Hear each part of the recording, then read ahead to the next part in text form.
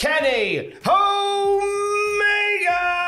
returns to AEW. Plus, an all-out main event has been moved to next week's Dynamite. And an ex-WWE star has teased an AEW debut. It's all in the wrestling news right now. Kenny's back. Look busy. Omega, look, there he is. I'm doing it. Doing Boom. the old guns. Doing the old guns. In one of the more predictable things from last night. I mean, just because something's predictable doesn't mean it's not right. You know? Mm-hmm. Just saying. Yeah. Andrew, the right thing happened last night, didn't it? I mean, we'll see, won't we? We'll see. So, yes, as Thomas said, Kenny Omega doth return. So, last night he teamed with the Young Bucks to face Andrade, Rush, and Dragon Lee in the Trios Championship Tournament. The ring announcer, Justin Roberts, oh my God, it was so good. We've seen it in the past as well before, where the Young Bucks give Justin something to read, and it's this huge, elaborate announcement. Everybody in the crowd is going mental for it, and then Omega comes out and he's accompanied to the ring, obviously, by Don Callis and Michael Nakazawa as well. Don Callis pops himself on commentary and is just as fantastic as usual. I enjoy him on commentary. So something that was quite notable was that Omega actually wrestled the match. He wore a long sleeve black shirt and there was like a shoulder brace and everything there as well. I was like, oh, he just wants to look like Sephiroth from Final Fantasy VII. That's what we all thought. That's what we all thought, right? But as the match got, obviously it was, it looked like it was there to help support him. He did pick up the win for the team with a one-winged angel on Dragon Lee. And then now, obviously, they are advanced to the next round to face either United Empire or Death Triangle, which either one of those I am up for. After the match, Kenny addressed the live crowd, saying he questioned himself over the last 8 months and says whilst it will take time to get back to where he was, he'll continue working hard to get there, including 4 physio training sessions per day. That's a lot as well. He then oddly compares the crowd to a cat that pees and poops everywhere, saying that he's mad for what they do, but can't stay mad when he sees them. And then not too long ago as well. And they molt everywhere. They do. Have and you they seen the luscious hair? The luscious hair of AEW fans. My goodness, it'll take ages to pick up. You can make a nice little shirt from that. Omega took to Twitter a short while ago as well. He said, the pieces aren't all there yet, but I refuse to burden the books with my limitations. We have a real chance at this. I'll be even stronger in round 2. I'll surpass where I was at. I'll surpass everyone.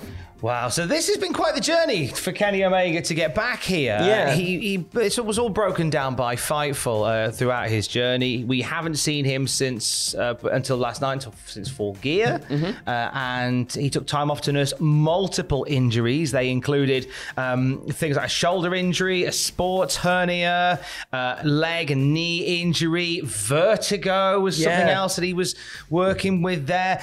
Just banged up after just years and years of riding his body like he stole it. He returned backstage in around June time, but said, I'm going to go back home because this isn't helping my recovery. There was hopes that he'd be on the card for Forbidden Door, and that ended up, that deadline came and went, and he was unable to be a part of it, which I know he was devastated about, but he's been busy. He's been very crucial in the production of the AEW video game Fight Forever. That's been a passion project of his whilst he's been away. And the giveaway that he was ready to come back was with the announcement of the Trios Championships, because Tony Khan, in a number of interviews, has said that he's talked about the Trios Championships since the inception of AEW. Yeah, for a very much. long time. I feel like they've been teased forever. But he was saying that he wasn't ready to establish a Trios division until Kenny Omega was back. So when they announced the tournament, we thought it was not long to wait. And then when we saw the thing on being the Elite the other day, it's like, well, if it's not, then it's the biggest heel turn for an entire company.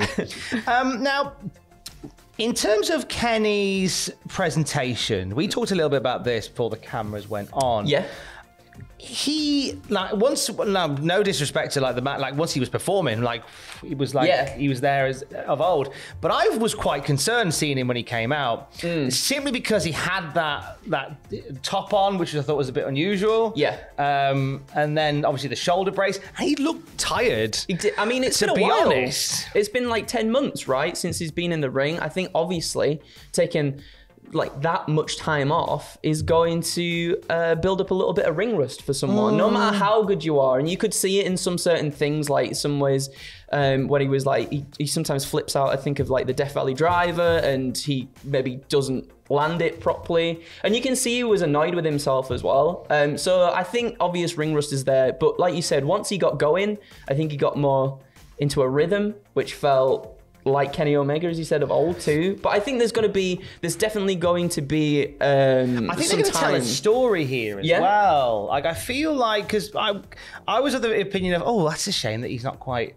raring to go. And then that tweet which you read out kind of makes me think, is this like a long-term story they're going to tell with Kenny, where he is very visibly like looking not quite at his best, because in every week he's going to get a little better, a little better, a little better, a little better. Well, I think a storyline thing. Well, we were talking about this, weren't we, beforehand, and being like, well, maybe that, like as you were saying, that is the storyline in terms of Kenny's maybe starts to doubt himself a little bit in his ability. Maybe things go a little wrong. Maybe things don't go the way it's planned.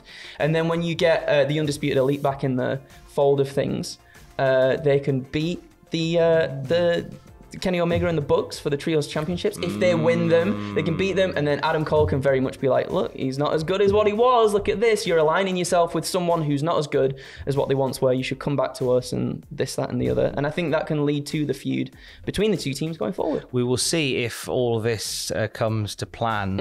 A surprising change of plans, it seems, for AEW All Out. What's the story here, Andrew? They dropped a bombshell on us, Tom. So we got a promo war between the AEW champion CM Punk and the AEW interim champion Jon Moxley, and the two sides, it was heated as anything. I could feel it was like sitting in front of the fire at home, Tom, blistering with all the nice woods and the flames and all the things. But yeah, so it's been announced. The two couldn't keep apart. It got very heated at one point, and then later on in the night, Moxley comes out again, pushes over poor Tony Nese. He can't catch a break in AEW, to come down and was like, look, let's not wait till All Out for this championship match, which we all thought perhaps was going to be the main event. Well, they'd already said as such that this was going to be the main event for All Out. They'd said it earlier in the night. But then no, instead, it's going to take place on Dynamite next week, which is unbelievable. And this makes me wonder whether maybe it'll go to a draw next week and then we move up. I know CM Punk called out a few people as well. Hangman, he laid his belt down and was like, Hangman, if you want your rematch, come out. And then Hangman didn't come out. But the crowd were very much behind the idea of Hangman perhaps coming out. Maybe we make it a triple threat match. Maybe we make it a four-way match, because he called out Eddie Kingston as well. So I don't know. But whatever it is, very exciting to see that we've got this match next week instead of All Out. I feel like they are just going to make Punk the undisputed champion again. Yeah. That's really how it feels. And I'm quite sad about that, because really? I think Tony Khan is getting back in. I think that's why they're doing this match next week, so they can have maybe Punk and Page as the main event for All Out, which is what Tony wanted to do anyway, until the injury and the sidelining. So I think having the match next week sort of resets the timeline.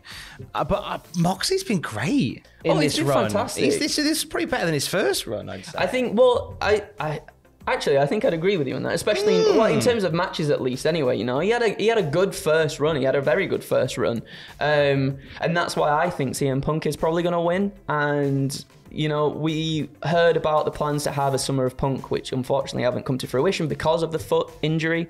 So I think, you know, Tony Khan knows where money comes in from, and CM Punk is definitely the biggest draw, I think, in AEW. So I can see the belt being kept on him for a little while longer. But you're right, you know, Moxley's had a fantastic run. The matches he's had recently have been phenomenal as well. But we'll see how it plays out. No Summer of Punk, the fall of Punk. The fall of Punk? In many ways. Oh, because he's just going to fall over. He's just going to trip over Trip again. over. Fall is autumn. Anyway, no, you can't have autumn because autumn belongs to pumpkin spice latex. Finalement, an ex-WWE star teasing a possible AEW debut. CJ Perry, the former Lana, everyone's favourite table smasher, was on Busted Open Radio having a chat about Julia Hart hitting on her husband Miro. She said, I don't know if you guys saw it. Hart showed up and tried to seduce my husband.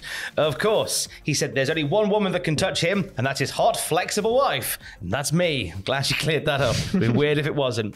I really can't go into much of anything there. I'd love to do something with Miro over in AEW, though, so we'll see what happens there. I'd love to come and drop kick Julia Hart in the face, to be honest. I'm not normally a jealous type of person, but I was furious. I wanted to show up and slap the SH1T out of her. Oh, that'd be a nice little touch to have CJ Perry and Miro reuniting on Dynamite. What's your favourite Rusev-Lana moment? Do you have one? So I like the you know, the really dominant run that Rusev had. I can't remember the year now, but he just went on an absolute tear for a long time, and then went on to like beating John Cena as well. I thought that was really, really good. I really like the pairing there because they were just absolute despicable heels, and I love that from them. I really like that from them. And you can't ignore the story of, you know, when they're in the tank and they did the do, and that's quite a.